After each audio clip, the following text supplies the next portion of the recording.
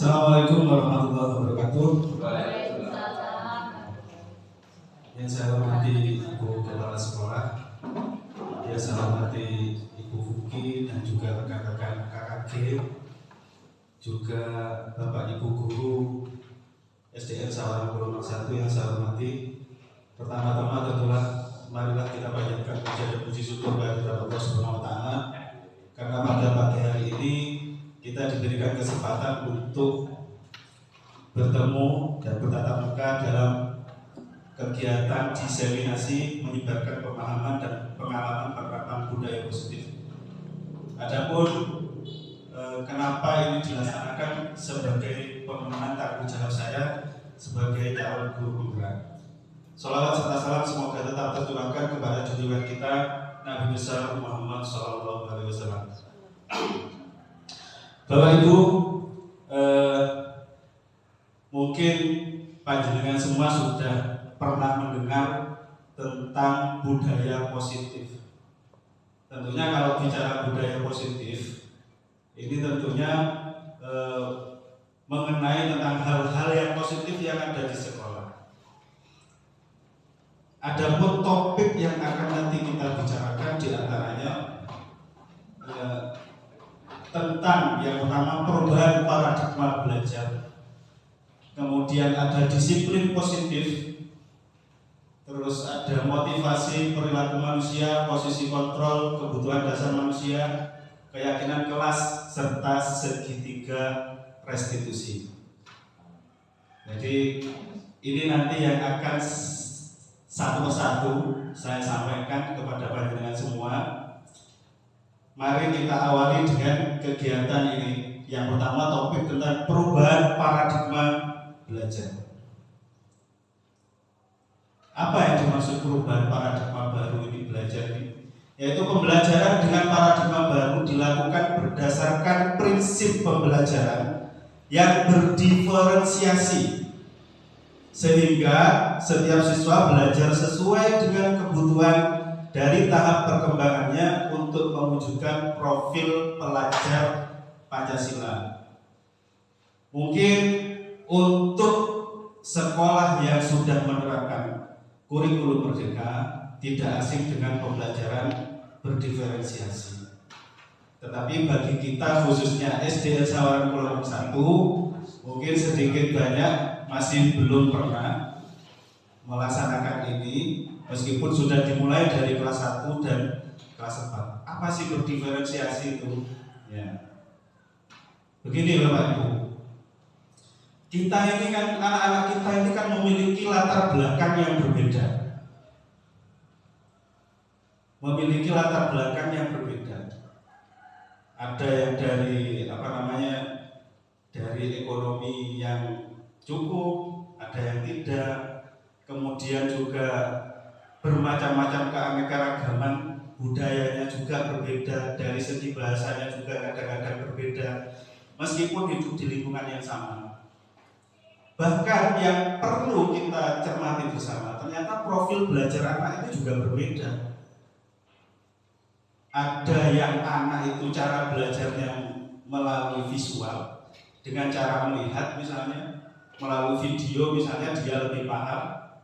Ada yang hanya cuma mendengarkan, anak-anak sudah paham. Ya. Jadi dari perbedaan ini tentunya kan cara memberikan materi kita seharusnya kan berbeda sesuai kebutuhan anak. Maka ini dikatakan berdiferensiasi. Ya. Kemudian apa sih profil pelajar Pancasila? Nah, ini tiap pagi kalau di kelas 6 anak-anak selalu saya minta untuk menyanyikan profil pelajar Pancasila. Tujuannya apa? Supaya karakter-karakter profil pelajar Pancasila ini setidaknya mereka tahu. Ada beriman dan bertakwa kepada Tuhan Yang Maha Esa, berkebinekaan global, mandiri, bergotong royong, kreatif dan bernalar kritis. Mungkin Bapak Ibu tahu kan lagunya kalau pagi-pagi saya anak menyanyikan memberikan profil pelajar Pancasila. Tahu ya? Baik. Namun di sini untuk menanamkan karakter-karakter itu tentunya kan harus ada yang namanya disiplin, ya, sehingga apa yang kita harapkan dari anak-anak itu dapat tercapai, yaitu disiplin positif. Apa itu disiplin positif? Nah, ini disiplin positif merupakan salah satu cara penerapan disiplin yang bertujuan untuk menumbuhkan kesadaran serta memberdayakan anak untuk melakukan sesuatu tanpa paksaan, ancaman, dan hukuman. Mari kita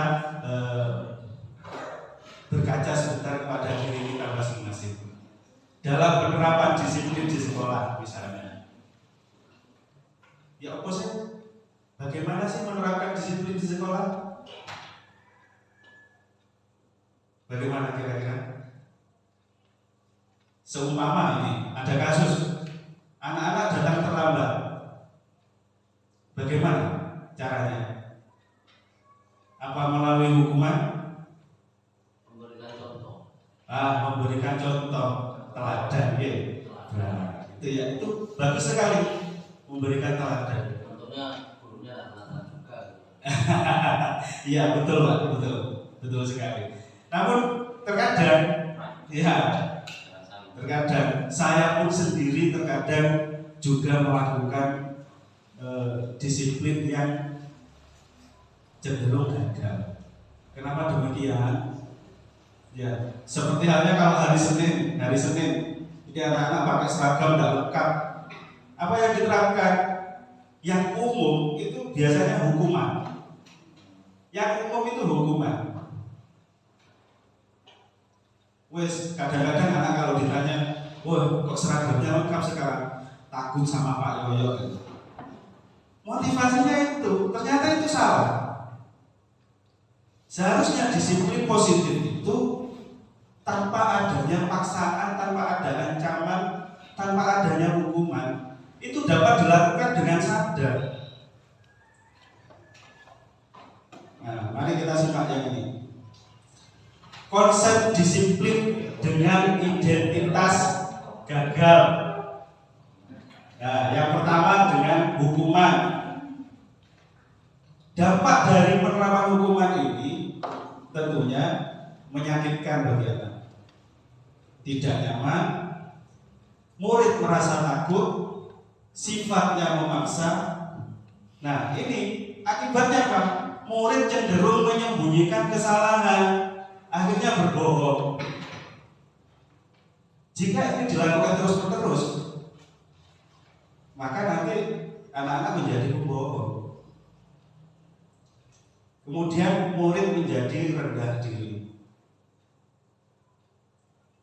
Demikian juga kalau kita memperlakukan sebaliknya dengan penghargaan misalnya.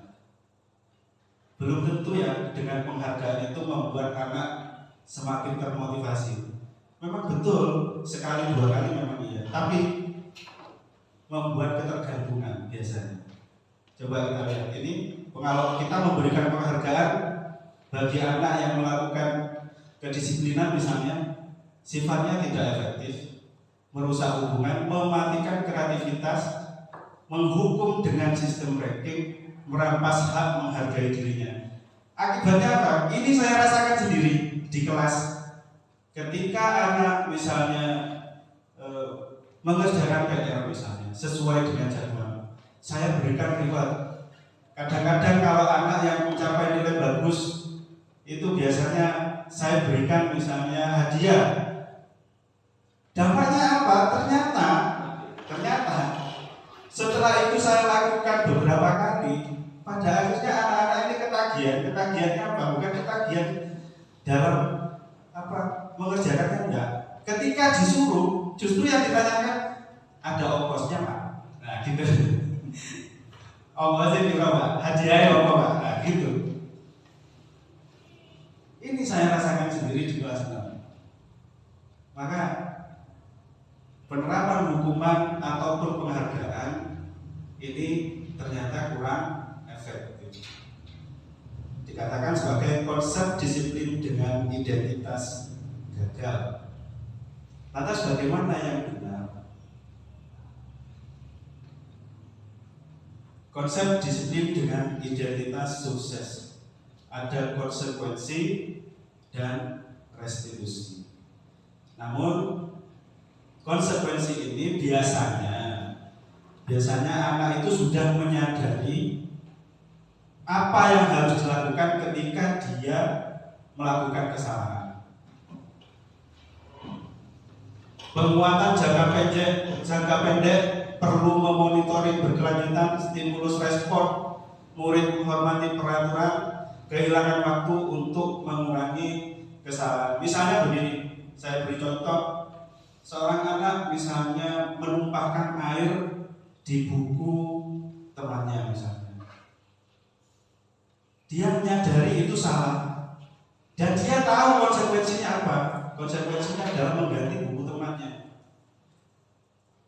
Gitu. Tapi kalau ini tidak kita monitoring, terkadang anak-anak tidak mau juga untuk menggantinya. Begitu. Beda kalau dengan restitusi. Ini nanti akan kita bahas di segitiga restitusi untuk lebih lengkapnya. Kalau restitusi itu murid bertanggung jawab atas perilakunya, fokus pada pemecahan masalah jangka panjang, murid menghormati dirinya dan orang lain, teori kontrol, dirinya memegang kontrol, murid bersemangat memperbaiki kesalahan. Namun ini nanti saya bahas di slide yang terakhir. Ada nanti segitiga restitusi. Selanjutnya, kenapa sih anak-anak itu kok kadang-kadang diajak disiplin itu kok susah? Kadang-kadang di kelas itu masih mengganggu temannya, kadang-kadang mengerjakan tugas itu masih terlambat. Ya, sudah waktunya. Ini ada hubungannya dengan kebutuhan dasar manusia, termasuk kebutuhan anak-anak. Ternyata kalau ditelaah, kita sebagai manusia itu punya kebutuhan dasar, yaitu 5 kebutuhan dasar. Nah ini 5 kebutuhan dasar. Ya, ada bertahan hidup, kasih sayang, rasa diterima, penguasaan, kebebasan dan kesenangan. Kadang-kadang anak-anak itu kalau di kelas itu tidak bisa diam, mereka itu cenderung memenuhi kebutuhan dasarnya. Mereka ingin bebas, ingin bersenang-senang. Hanya saja dari pemenuhan kebutuhan itu dilakukan dengan cara yang salah. Maka perlu sebagai guru untuk menuntun anak-anak ini ke arah yang lebih baik. Kemudian selain kebutuhan, ada motivasi lain. Ada motivasi kenapa anak melakukan itu. Nah, motivasi perilaku manusia, dorongan yang timbul pada diri seseorang secara sadar atau tidak sadar untuk melakukan suatu tindakan dengan tujuan tertentu. Yang pertama, menghindari ketidaknyamanan dan hukuman. Murid melakukan disiplin diri karena takut dihukum. Yang timbul kalau kita hukuman karena takut, anak-anak itu takut. Ini adalah tingkatan terendah dari motivasi perilaku manusia. Jadi cenderung takut. Sama halnya kalau kita melanggar peraturan lalu lintas. Yang kita takuti bukan keselamatan kita, tapi yang kita takuti takut ada polisi. Nah, seperti itu. Seharusnya itu timbul dari kesadaran diri. Kemudian untuk mendapatkan imbalan atau penghargaan dari orang lain, murid melakukan disiplin diri karena ia menginginkan imbalan.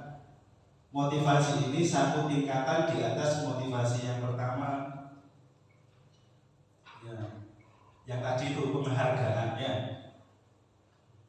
Kemudian yang terakhir, untuk menjadi orang yang mereka inginkan dan menghargai diri sendiri dengan nilai-nilai yang mereka percaya. Murid melakukan disiplin diri karena sadar akan nilai kebajikan. Ini adalah motivasi yang akan membuat seseorang memiliki disiplin positif. Jadi tugas kita adalah apa? Membangun kesadaran itu, khususnya kepada anak-anak. Sekarang saya ingin mengajak Bapak Ibu untuk bagaimana sih, sini saya punya kasus. Misalnya mencatat 100 kali di dalam buku kalimat saya tidak akan terlambat lagi karena terlambat ke sekolah. Ini bentuk apa? Hukuman? Apa konsekuensi? Atau restitusi? Hukuman. Nah, hukuman. Kemudian yang kedua, lari mengelilingi lapangan basket 2 kali karena terlambat hadir di sekolah. Nah, itu juga hukuman. Murid diminta untuk push up 15 kali karena tidak menggunakan masker ke sekolah. Juga hukuman. Kemudian menggantikan kertas tugas teman yang telah dicoret-coret. Konsekuensi. Membersihkan tumpahan air di meja tulis karena tersenggol pada saat belajar. Konsekuensi. Murid disuruh untuk tidak mengenakan sepatu seharian di sekolah karena tidak mengenakan sepatu hitam. Hukuman. Murid meyakinkan bahwa ia mengutarakan solusi untuk memperbaiki masalah yang telah dilakukannya. Restitusi. Nah, paham ya? Ternyata Bapak Ibu guru ini hebat-hebat. Semuanya sudah.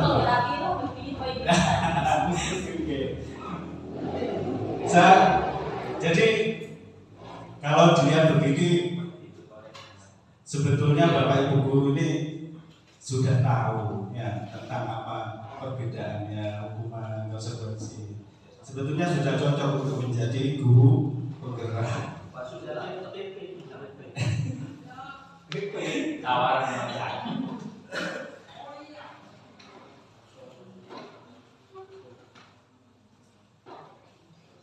Baik Bapak Ibu.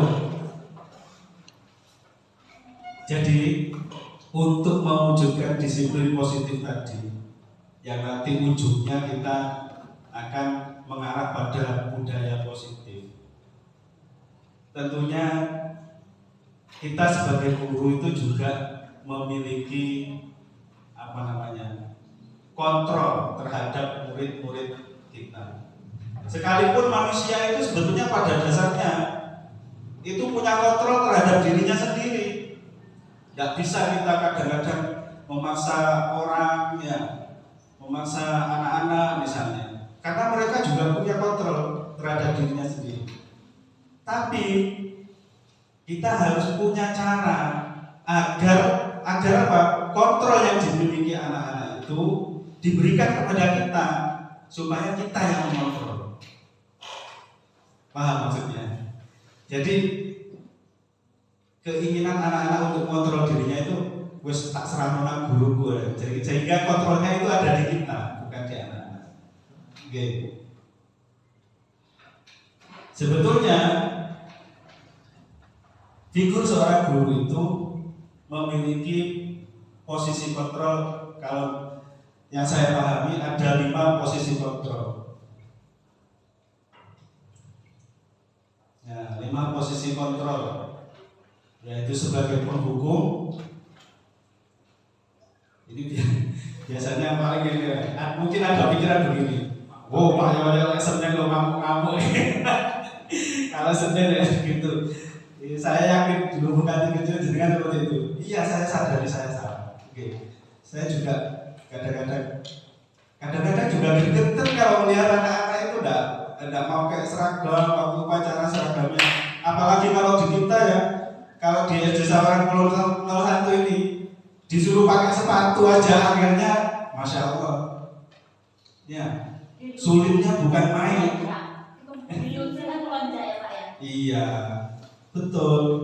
Semakin dilusi tambah semakin melonjak. Gitu. Kalau anak-anak kita, ini mungkin Bapak Ibu seperti Pak Rizal, Pak David, Bu Huki, mungkin belum tahu kebiasaan kita di sini. Kalau di sini seperti itu, Bu. Ya, saya dulu pernah ada kasus saya menyuruh anak-anak pakai sepatu, malah sepeda saya yang dikemposi. Ini ya kadang-kadang gregetan juga, tapi ini namanya anak-anak ya. Konsekuensi untuk saya. Tapi alhamdulillah begitu terus saya lakukan continue ya, sekarang alhamdulillah sudah ada perubahan setidaknya 80%. Setidaknya sekarang itu kalau tidak pakai sepatu itu paling pulangnya sepatunya dicaking. Iya, tapi kalau pagi mesti pakai. Alhamdulillah, apalagi sekarang di sekolah sudah, kalau dulu tidak ada koperasi di sekolah yang tidak menyediakan seragam lengkap. Kalau sekarang ada seragam lengkap, jadi bisa diarahkan ke sana, tambah enak sudah. Alhamdulillah, sekarang budaya-budaya seperti itu, berseragam, pakai rompi semuanya, alhamdulillah sudah mulai baik. Kemudian membuat rasa bersalah. Nah, membuat rasa bersalah. Ya kira-kira ini nanti ada. Kemudian guru sebagai teman, kemudian guru sebagai pemantau, dan guru sebagai manajer. Nah, ini contoh penerapan posisi kontrol. Ya. Contoh penerapan posisi kontrol. Kalau guru sebagai penghukum, biasanya patuhi aturan sekolah, lalu berdiri di depan kelas. Ini contohnya. Ya. Ayo, yang tidak lengkap seragamnya berdiri. Hormat bendera 10 menit. Nah, ini sebagai penghukum. Dan ini tidak relevan kalau zaman sekarang sebetulnya. Ini salah tidak salah. Akhirnya wali murid yang tidak terima dengan kondisi itu bisa protes ke kita. Hati-hati ya Bapak Ibu. Ini bisa arahnya ke pidana. Kemudian guru sebagai membuat rasa bersalah misalnya. Jika kamu seperti ini terus, Bapak guru bisa ditegur kepala sekolah. Apa kamu tidak kasihan sama Bapak? Nah, ini kalau kita komunikasinya seperti itu, cenderung anak-anak merasa bersalah. Dua aku salah, salahkan bu guru ya, misalnya gitu. Ini posisi kontrol yang kedua. Kalau posisi kontrol tentang guru sebagai teman, misalnya itu, ayolah yang tertib, buat Bapak guru bangga. Kali ini tidak apa-apa kamu salah. Nah, kadang-kadang kita seperti itu, memposisikan anak-anak sebagai teman. Kemudian sebagai pemantau, kamu sudah melanggar peraturan dan apa konsekuensinya? Itu pemantau. Kita hanya memantau. Konsekuensi itu betul-betul dijalankan apa tidak begitu. Kalau guru sebagai manajer, apakah kamu tahu kesalahanmu?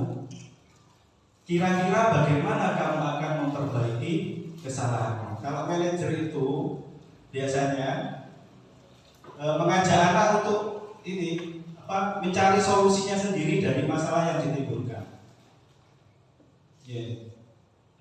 Ini kemarin waktu demonstrasi kontekstual yang modul 1.4 saya praktekkan dengan anak-anak untuk posisi kontrol manajer.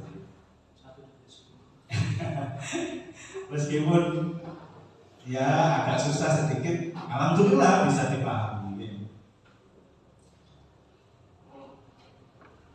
Nah, kita lanjutkan kemudian untuk membentuk disiplin positif itu perlu kita membuat yang namanya keyakinan keras. Mengapa keyakinan keras? Kok tidak peraturan saja? Ada yang bisa memberitahu saya misalnya apa bedanya keyakinan keras dengan peraturan?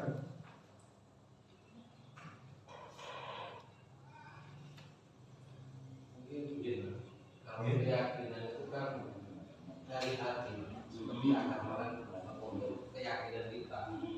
Kalau peraturan ini kan memaksa. Oh iya, begitu gimana? Terima kasih Pak. Itu kalau katanya Pak Arif, keyakinan itu muncul dari dalam diri. Ya. Sementara kalau peraturan itu sifatnya memaksa. Ya. Tidak salah, benar juga. Ya. Pemahamannya betul juga. Jadi begini, kalau yang saya pahami, keyakinan kelas itu dibuat secara bersama antara guru dan siswa. Contohnya misalnya kalau kita sebelum pelajaran dimulai, kita buat kesepakatan dengan anak-anak. Buat kesepakatan. Misalnya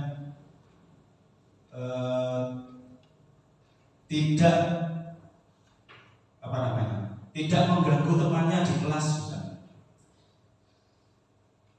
Tertib di dalam kelas, misalnya. Kemudian membuang sampah pada tempatnya, datang tepat waktu. Ini kan kesepakatan yang disepakati, sehingga kesepakatan itu nantinya wujudnya menjadi sebuah keyakinan kelas. Dibuat bersama antara guru dan siswa, sehingga siswa ini sadar akan tanggung jawabnya di kelas itu seperti apa. Lebih-lebih tanggung jawabnya di sekolah nantinya. Gitu. Beda kalau peraturan itu cenderung yang membuat itu gurunya, tanpa berdiskusi dengan anak-anak, dengan murid. Biasanya cenderung itu gurunya yang buat. Anak-anak dipaksa untuk mengikuti peraturan itu. Nah, makanya seharusnya pendidikan itu berpihak pada murid. Ini lebih abstrak dari peraturan berupa pernyataan universal, dibuat dalam bentuk positif, sedikit saja akan mudah diingat, sesuai dengan kondisi kelas dan sekolah agar mudah diterapkan. Semua warga kelas atau sekolah dilibatkan saat membuat. Ini. Nah, pada sesi ini saya ingin mengajak Bapak Ibu semua, ayo kita praktekkan bagaimana sih membuat kesepakatan atau keyakinan kelas. Caranya bagaimana? Di belakang situ sudah saya siapkan. Nah, kesepakatan keyakinan kelas. Bapak Ibu, saya minta tolong untuk menuliskan beberapa kesepakatan dalam kelas kita di sticky note, kemudian ditempelkan di sana. Bisa dipahami, ya? Bisa.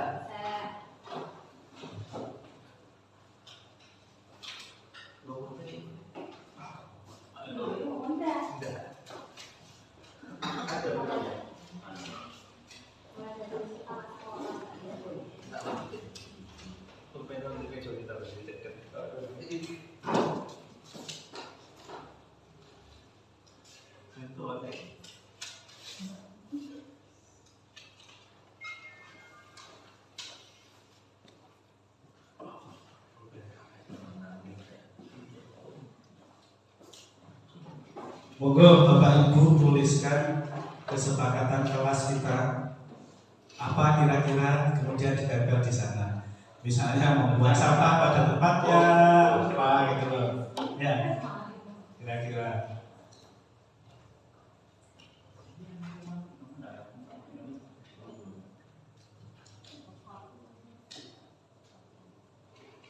Boleh, kalau lebih dari satu boleh, semakin banyak boleh, bebas itu.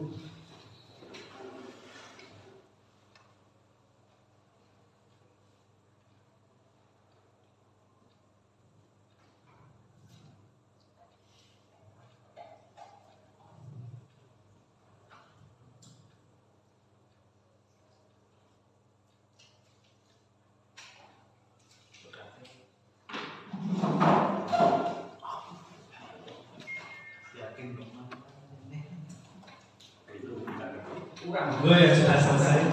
Oh kurang. Iya Pak. Loh, enggak mungkin kurang. Aku tidak ngerti, aku sih kurang dari.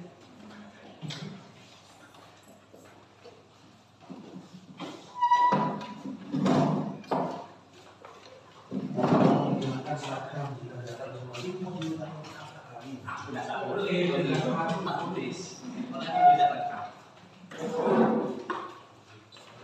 So, kita tidak yakin akhir-akhir tidak yakin.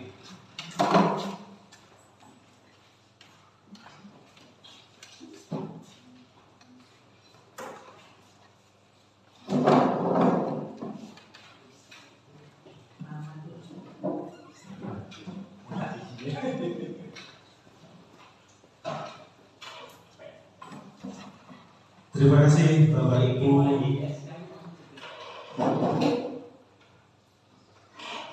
Terima kasih atas kesepakatannya yang sudah ditempelkan di sana. Oke. Kalau saya boleh menebak, karena dari sini kelihatan kecil-kecil. Kalau saya boleh menebak, ini kira-kira kesepakatan yang panjenengan buat, misalnya ini, tepat waktu dan aktif di kelas, saling peduli, menghargai dan membantu satu sama lain, bekerja sama menjaga kebersihan kelas. Oke, masuk. Menjaga dan meletakkan barang sesuai tempatnya. Oke. Mengerjakan tugas tepat waktu. Ya, pas waktu bukan waktu. Pas waktu. Boleh. Nah, oke. Jadi kalau kesepakatan itu sudah kita buat bersama, nanti anak-anak itu tidak akan merasa keberatan. Buat salah itu hal yang manusiawi. Tidak ada manusia yang sempurna. Bapak Ibu juga pernah buat salah. Kita pasti bisa menyelesaikan permasalahan ini, misalnya contohnya seperti itu dan seterusnya.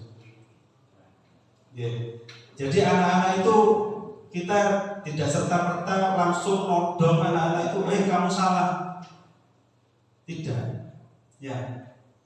Karena kadang anak-anak itu ya seperti yang tadi saya saya bicarakan tadi, bahwa anak-anak itu sebetulnya hanya untuk memenuhi kebutuhan mereka.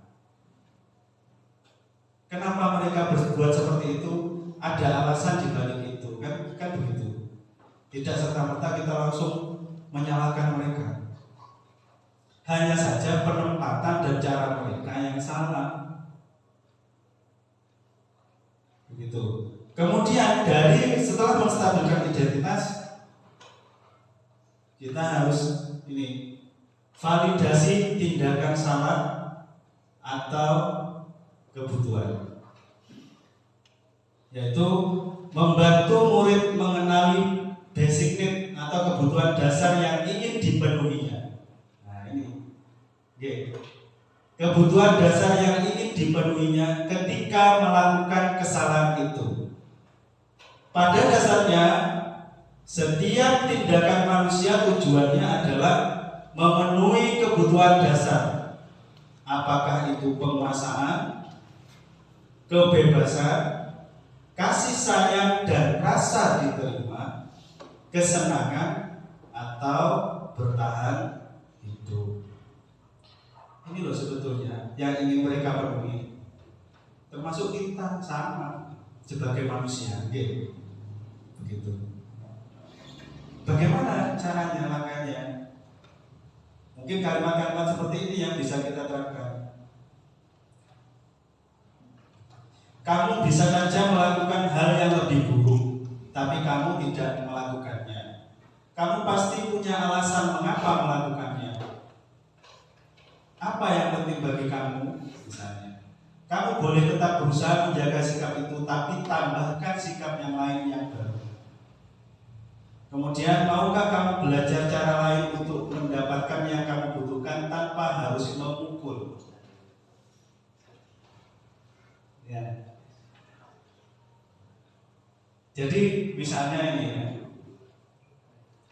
kalau kemarin saya praktekkan seperti ini, saya ceritakan, saya praktekkan. Waktu itu anak-anak tidak memakai topi saat upacara bendera. Validasi yang saya lakukan adalah yang pertama, kamu tahu kesalahan kamu apa, ya. Kemudian tahu Pak. Terus apa? Tidak memakai seragam. Kira-kira mengapa kau tidak pakai topi? Ya? Saya bilang begitu. Hilang Pak topinya.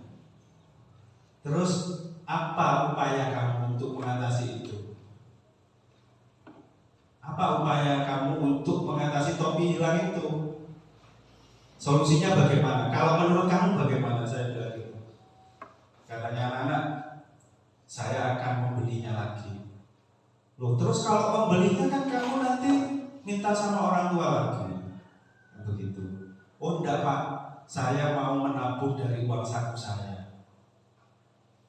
Yakin, gitu. Yakin bisa Senin depan pakai topi lagi.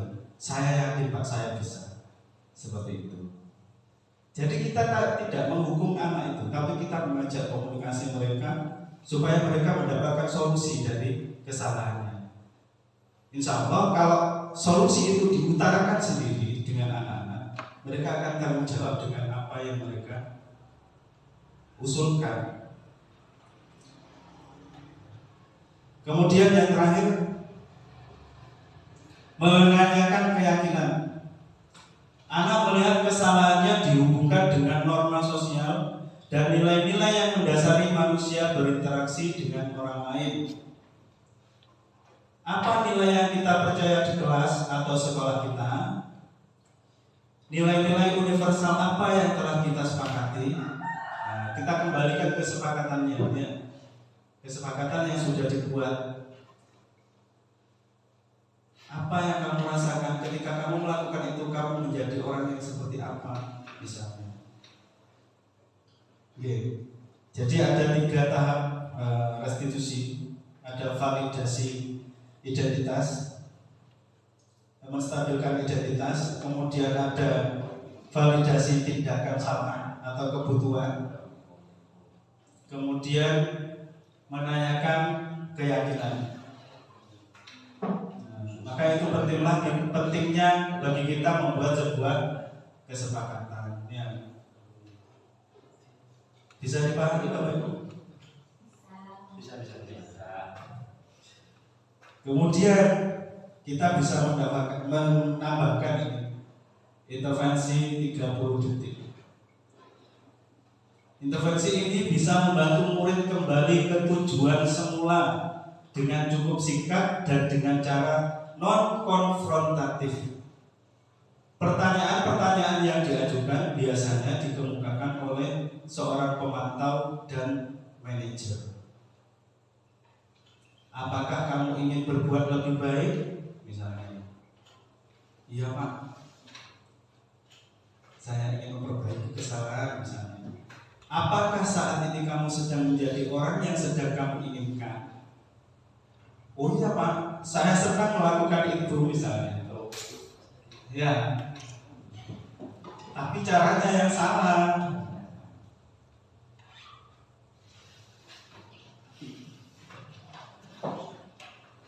Jadi Misalnya ini lagi, kapan kamu siap untuk memulainya? Misalnya,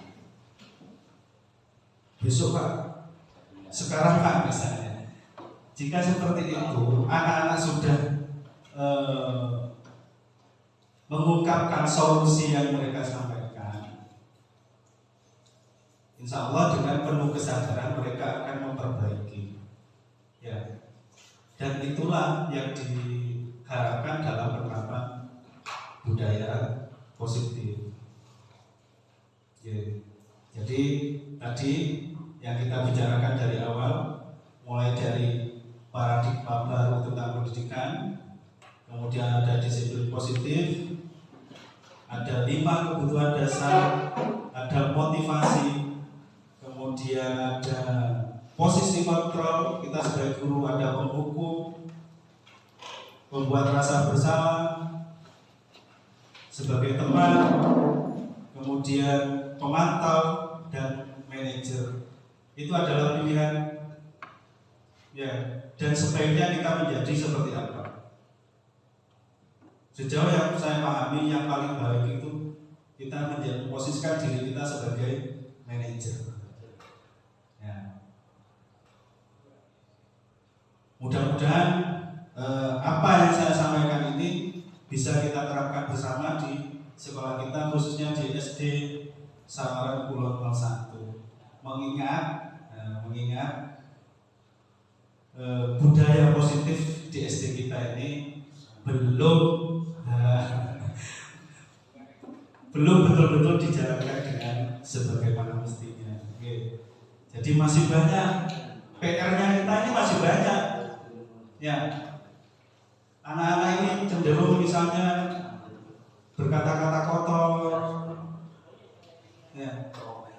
Maka perlu kita komunikasikan, tidak hanya kita yang berdiskusi di ruang ini, tapi kita perlu berkomunikasi dengan seluruh stakeholder yang ada, seperti misalnya wali murid, komite, masyarakat, tokoh-tokoh masyarakat, guru-guru ngaji yang biasanya sore hari tempatnya anak mengaji. Mari kita, saya pribadi ingin mengajak kepada semuanya di sini, khususnya warga SDN Sawaran Kulon 01, mari kita sama-sama bagaimana budaya positif ini agar dapat dilaksanakan. Kita mulai dari hal-hal kecil saja. Hal-hal kecil. Mungkin yang pertama, di setiap pembelajaran misalnya, atau sekali lah di awal pembelajaran, kita coba buat kesepakatan kelas. Lalu dari kesepakatan itu kita tempelkan kesepakatan kelasnya di dinding, agar setiap hari anak-anak membaca kesepakatan kelas itu. Toh itu kan usulan dari anak-anak, bukan dari kita. Itu kesepakatan bersama. Nah, dengan begitu kan anak-anak, kalau mereka melanggar, ya mereka melanggar aturannya sendiri.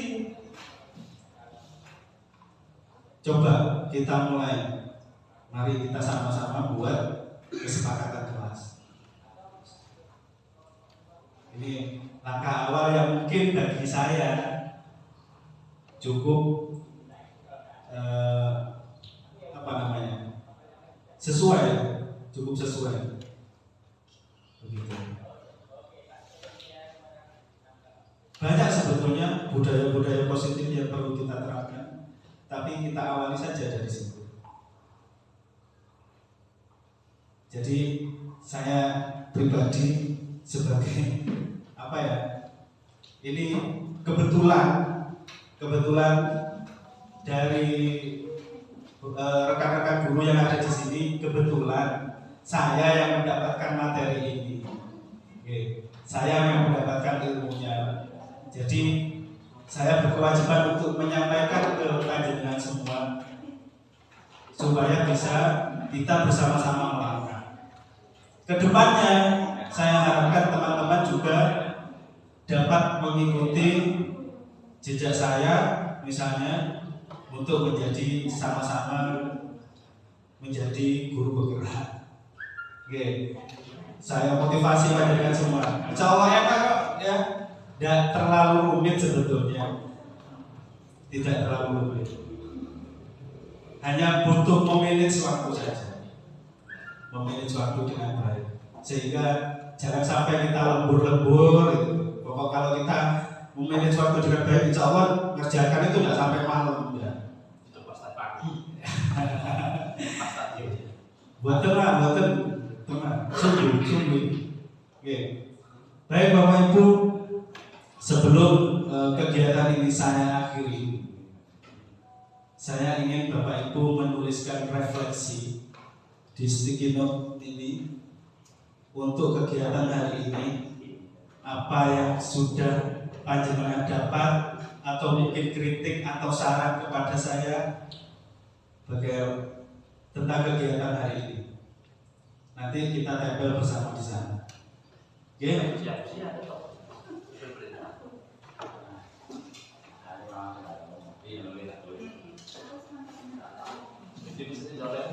Aku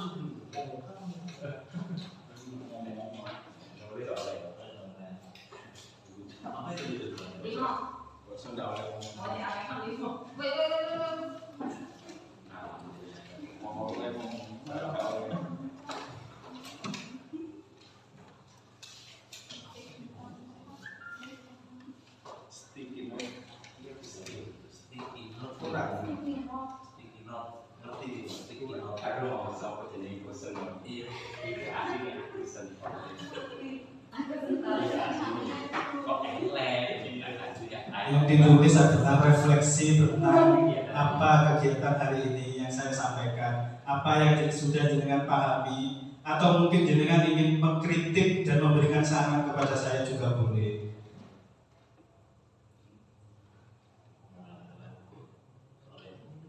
Jenengan tuliskan di sana, nanti juga boleh.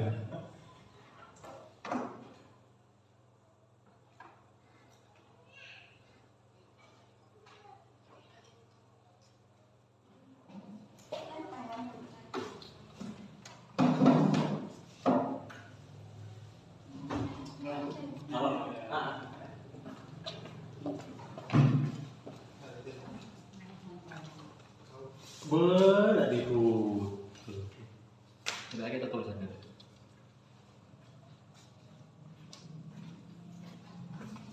Bergerak menggerakkan. Oh iya, tutup. Oh, aku menggerakkan dong. Menggerakkan tadi. Oh, sebutkan satu orang gawe maringi refleksi di video. Ya, itu. Ini ada gitu. Inilah dalam menggerakkan kanton 15 ya. Tapi 14 terakhir. Saya sudah bergerak dan menggerakkan. Menggerakkan sama sekali. Bapak Sinsul. Baik, Bapak Ibu, sebelum kita akhiri kegiatan ini, saya ingin meminta perwakilan dari panjenengan semua satu saja untuk memberikan refleksi tentang kegiatan pada siang hari ini. Mungkin ini ada Bu Fulki. Monggo Ibu Fulki. Langsung dari BPGP, konfirman beliau BPGP kakak mau.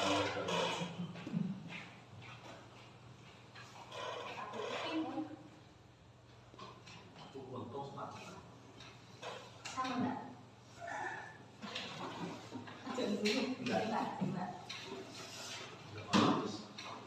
Terima kasih Pak Yoyo atas kesempatannya kepada saya untuk memberikan kegiatan refleksi, kegiatan diseminasi yang sudah Bapak lakukan. Adapun yang saya peroleh setelah kegiatan diseminasi budaya positif di modul 1.4 ini, saya menjadi lebih tahu ternyata kegiatan budaya positif itu harus kita semua yang melakukan, bukan hanya 1 atau 2 guru yang ada di SD Sawaran Kulon 1 ini. Kemudian budaya positif yang saya dapatkan dari penjelasan Bapak adalah budaya positif itu dapat kita laksanakan di SD Sawaran Kulon 1 ini dari kegiatan pembiasaan. bersama anak-anak yang kita lakukan secara terus-menerus agar perilaku anak-anak itu timbul dari motivasi dari dalam dirinya sendiri. Kemudian budaya positif juga bisa kita wujudkan melalui dengan kita membuat kesepakatan belajar di dalam kelas. Seperti itu nih Pak. Terima kasih Pak Yoyo atas wawasan atau pengetahuan yang Bapak berikan kepada kami pada hari ini.